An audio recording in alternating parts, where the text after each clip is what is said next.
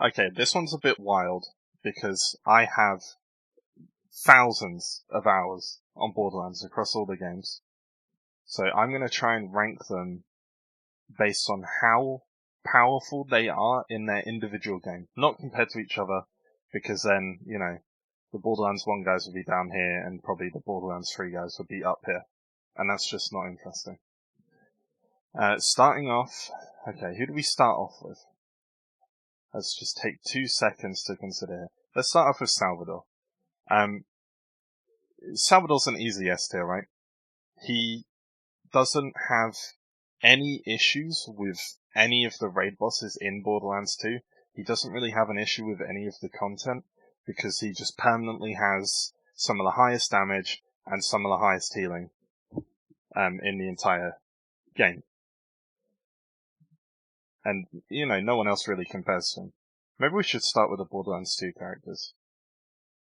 Yeah, let's do that. Who's the next one? Axton. Axton obviously gets a lot of flack for, you know, people generally think he's pretty bad, like that's the general consensus. If you think that, you're wrong, basically. He's definitely not one of the stronger characters in the game, but he doesn't have issues with any of the content in it, really. I mean, he can kind of struggle with a few of the raid bosses, but apart from that, you know, when he with similar gearing between Salvador and Axton, Axton's going to perform fine. I'd say he's probably high B tier. Just no issues with any of the content, really. Moving on, the next one is Krieg. As much as I hate to say it, I mean, Krieg is probably... it's tough. Krieg might genuinely be weaker than Axton, overall. Axton doesn't have really any clear weaknesses. If you gear him right, skill him right, he can take on pretty much any raid boss with TD or chucking or whatever build you want to go for.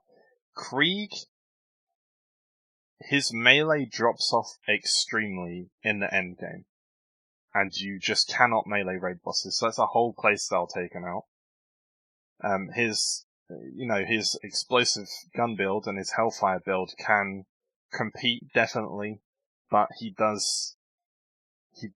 has more issues than Axton with a lot of the content. I'd still say he's B tier, if only because his mobbing is some of the best in the entire game because of Bloodsplosion, and his melee works generally pretty well for mobbing as well. But he is slightly lower than Axton, I think, just because some of the raid bosses really test him, like the dragons especially. I feel like Krieg can suffer with. Same with Veracitus, stuff like that. Next, Borderlands 2 character is Gage. I don't have as much experience with Gage as I have with a lot of the other characters, purely because I hate Anarchy as a system. But that's a topic for a different video. Gage, generally, if you can put up with the monotonous side of her, which is stacking Anarchy, because you need to do that for the high level content, like you just have to. She only has one build, but that build excels with most of the content. Mobbing, she generally has absolutely no issues, because she will just one-shot a lot of the enemies there, especially if you're using the North Fleet, which we are considering. Raid bosses, does she do better or worse than Axton? I would probably say worse, because she doesn't really have that many defensive tools to keep her up during the fight. Obviously, there's the Grog Nozzle, same with anyone, but because Gage's gear generally doesn't include stuff that's good with the Grog Nozzle, you have to sacrifice your grenade slot, which is not the worst thing. Grenades are generally for healing or utility anyway. I would say she's worse than Axton. Is she better than Krieg? Probably, yeah. Actually, you know what? I'd say she isn't. Because with Gage, if you there's not a way for her to bounce back from doing badly in a raid boss, I would say. That's just my opinion. Obviously, again, I haven't played her as much as a lot of the other characters. Moving on to Maya. In co-op, she is obviously incredible just for res, but I don't think we're really counting co-op for this. She does. She's not as good at mobbing as Gage and Krieg. She is better at it than Axton, but her raid bossing is not the best. Phase lock generally does not do what are you loading, computer? Phase lock generally does not do that much in raids. You know, there's exceptions to that, but generally it's going to be for like phase locking a minion so you can use wreck to burn down the raid boss. But that's not always an option. Is she better than Gage generally for raid bosses? Kind of, yeah. Is she better than Krieg for raid bosses? I mean, just because of bee-hawking? Quite possibly. But I don't think she overtakes Axton. Axton just has a lot more tools for raid bosses than these three do. Generally. And that's why I'm putting him the highest. Zero is incredibly powerful. Mobbing, as long as you can aim, which we're not taking as a consideration here, because if you can't aim, why are you playing Zero? He probably is minimum A. Critical Ascension is insanity for raid bosses. Mobbing, melee or sniping, he's basically gonna one-shot everything, and he has other builds that also work, just because he has so many stat boosts, and Deception is such a powerful tool for mobbing, and, I mean, for raid bosses too. Is he on the S tier with Salvador? Probably not. Only because his healing is not to the same level that Salvador's is, at all. Salvador is just always healing from all the damage he's doing. There's no downtime on Salvador, where there is a fair amount on Zero.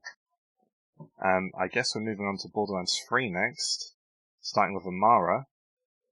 I'm not as caught up with the Borderlands 3 meta as I am with the other games. But from what I understand, Amara's always been in a pretty good place. I hate playing her, but she's generally, because of stuff like anointments with Phase Slam, she's generally performed pretty highly in every stage of the game. So I feel pretty comfortable putting her in A. You know, I believe she used to have the highest damage of any character, pretty much. And she still has some crazy stuff you can do on her. Better than Zero? No, but I may be wrong there, just because I'm more unfamiliar with her. Next, Borderlands 3 character is Flak. Flak,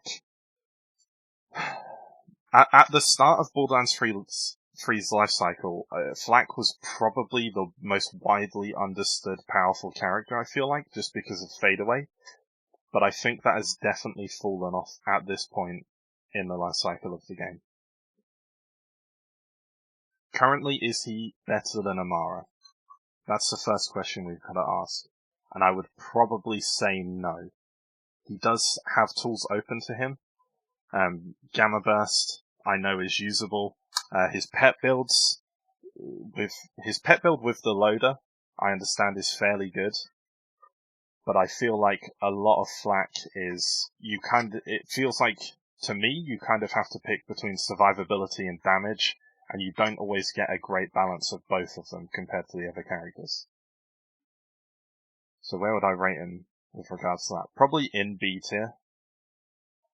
And I'd probably say, I mean, he is fairly versatile just at getting the content done, to the point that I would put him about the same area as Axton and Maya. Next, Borderlands 3 character. We're ripping through these a little bit now. Moze. Moze is a tough one. again, like Flak, towards the start of the game's life cycle, with stuff like her grenade build and just infinitely shooting everything and healing beyond what any enemy could do, she was insanity. She probably maybe 2 months after the game release, she was at the point of being better than Flak, even with how strong he was.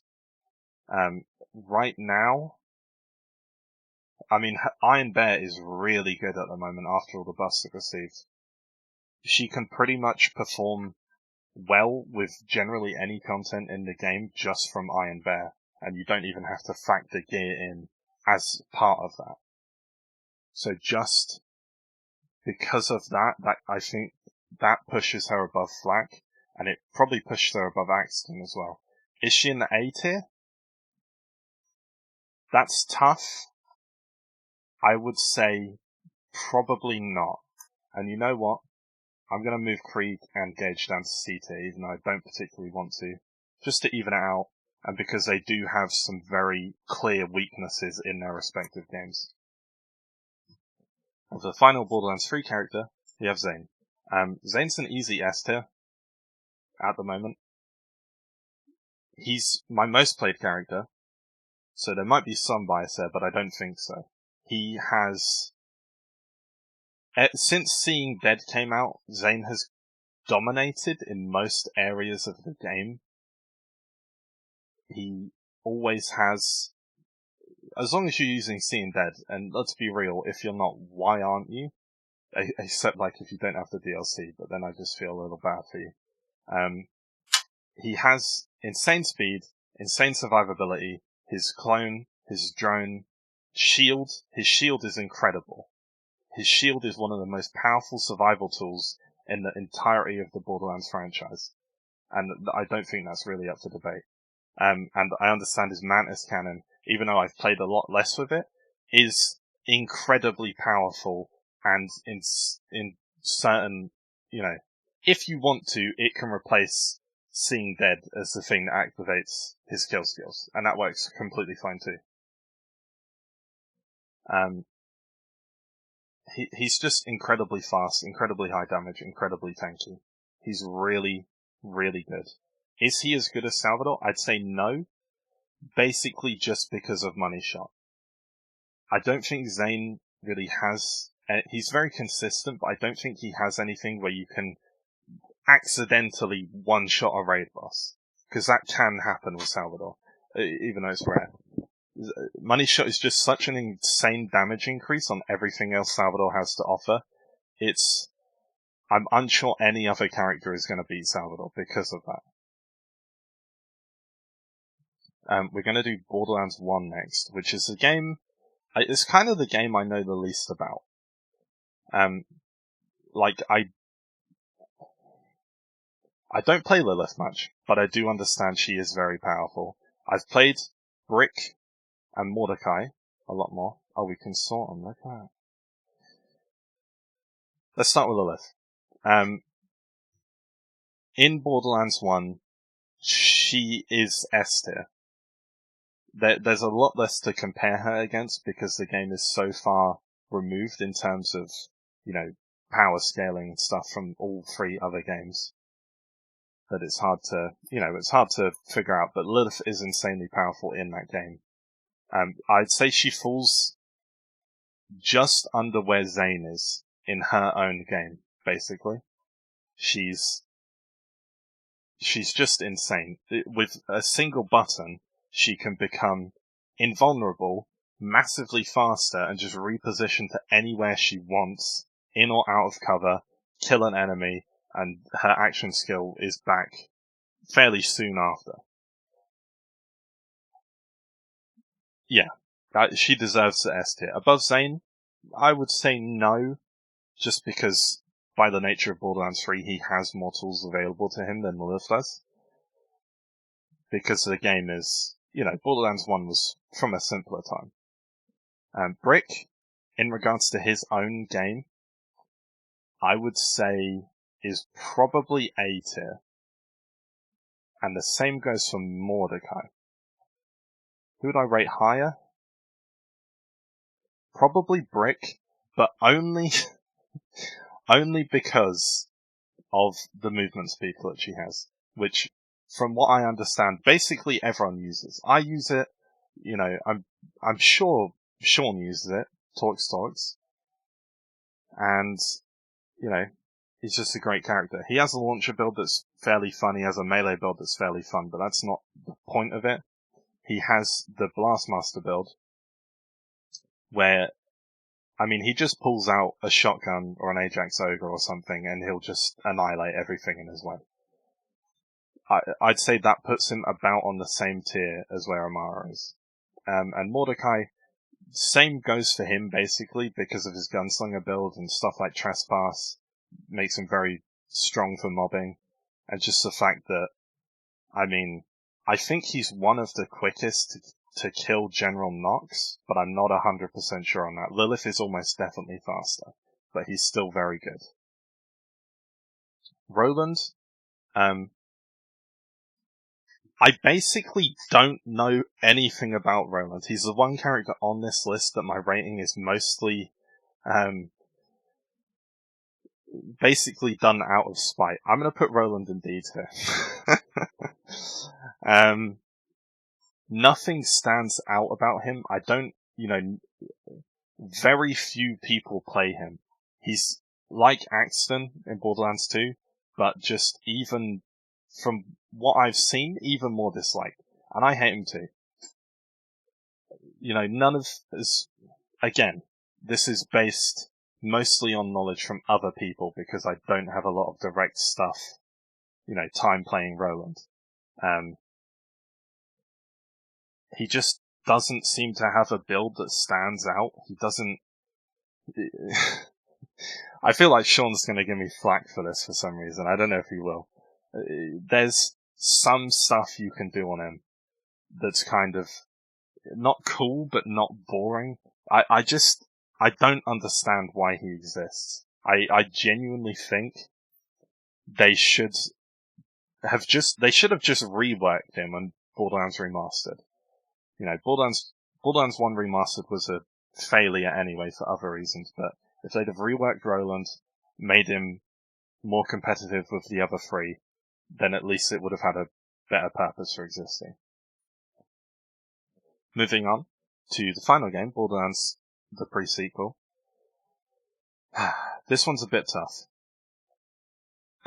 In terms of most powerful, we're just gonna have to start with Timothy. I think he comes closer to competing with Salvador than Zane does. He's just insane. He essentially has infinite ammo and just insane damage. He basically cannot die because of... what the hell is the skill called? There's a skill where if one of his clones or he kills someone, he heals it's like 15% max health a second or 25%. It might even be higher. It's just an insane amount of healing that makes him unkillable. And then on top of that, his main build where he's just spamming a purple Jacob's quad into everything in his path and destroying them. It's insane. Zane's good. Timothy is way better. Still not as good as Salvador, I think. More fun, absolutely more fun. But in terms of strength in their own games, nothing beats Salvador. That's the sad truth. Moving on, we will do Athena next, and Athena is also going to get a very high rating in terms of strength for her individual game. She definitely beats Mordecai and Brick. Asper's Shield, completely removing damage from the front half of your character. You can just turn and face any enemy and they can't hurt you, basically. It's insanely powerful. And then on top of that, her melee build is pretty good, but that's not the standout. The standout is her Maelstrom build, where you swap guns and you shoot an enemy with one magazine and it will basically just kill anything. I don't think she's as versatile in general as Jack, but I do think she probably deserves the S tier, just because her shield's pushing her over the edge into it. Zero has insane damage and tools to survive. She has insane damage and a tool that stops her from dying in basically every situation, and it's up a lot of the time. Next, Claptrap. Probably an A tier character. I don't think he gets pushed into S just because he's so unreliable. He shares some aspects of Krieg, but because they're a lot more manageable. His weaknesses are a lot more manageable. You can choose when and how long you stay in certain subroutines. In terms of his game, his damage output, I'd say it puts him roughly between Zero and Amara. The fact he can just flacker basically the only important boss in the game to death in no time at all is insane. And his mobbing, it's probably not as good as Zero's. That's why he's not above Zero. Basically. That's where I'm coming from. 1 second. Had to take a little sip there because my mouth's getting real dry from talking this long. Next, we are going to move on to Nisha. I'm trying to avoid Aurelia because that's a bit of a tough ranking for me. Nisha is, when you first start playing her, aimbot seems pretty good, but I feel like there's a lot of problems with her character. The chief one being, she's just not as powerful as you might expect, in my experience. She doesn't compete with damage with Jack, Athena, Claptrap. She doesn't even come close, really. Her survivability is not all that either. It's luck-based, for one, and you can push that chance up, but honestly, I'm gonna put her in C tier, and I think I'm actually gonna put her in the lowest C tier. I just don't have much to say about her. She's quite bland, and yeah, she's just not as good as you might expect at first glance. She really isn't. We'll do Wilhelm next. Actually, no, we'll do Aurelia next. Let's just get it over with. Aurelia, she does have insane damage. Comparable to Zero's? In the right situation, yes. But she has a lot. I feel like she has a harder time getting it up there and maintaining it. And she doesn't. Her action skill, Shard of Ice, it's decent. It has some okay mid-tree capstones to bring it, more utility and more use, but at the end of the day, whilst her damage is quite good, her survivability really is not all that. I'm gonna put her in B tier. Yeah, I think that's fairly reasonable. Wilhelm is our last character. I do like Wilhelm quite a bit. His damage, especially with lasers and specifically railguns, is incredible. It doesn't quite come to the level of the top three? 1, 2, 3, 4, 5. Am I missing something? Hang on a second. Wait, no, yeah, Nisha is really low. That's why I didn't see it. Okay. His survivability and damage immediately put him above Aurelia. But does he break into the A tier is the biggest question. And I think, in respect to his game, the answer's probably yes. He has a lot of tools. Honestly, his damage is not as good as Claptrap's, but his survivability and just the options he has available to him, and the lack of randomness really, is going to bring him up into Claptrap's general area of power, I think. Claptrap has insane damage, but it can be extremely inconsistent. High risk, high reward. Wilhelm's is just consistent all the way through, and it's incredible. He's just great to play in every situation. You're not really going to struggle with much of the game with him. And I think that's just about where we're going to leave it. I think I'm happy with this whole tier list for the most part. Let me just have a look. I really want to move Maya up, but her raid bossing really does suffer compared to Axton's. So even though her mobbing is so good compared to his, just the fact that raid bosses have way more of a struggle with her, I can't push her up in good conscience. I think that's where we're going to leave it. There's a couple things that maybe I would change my mind on at different times, but I think generally this is fairly true to reality and pretty much ideal to my opinions. And that's where we're going to leave it. I'm really enjoying doing tier lists. I gotta be honest. And I hope, you guys watch this one, you like it. I hope you watch the other ones and like them too. I just hope you're a great big old fan of mine.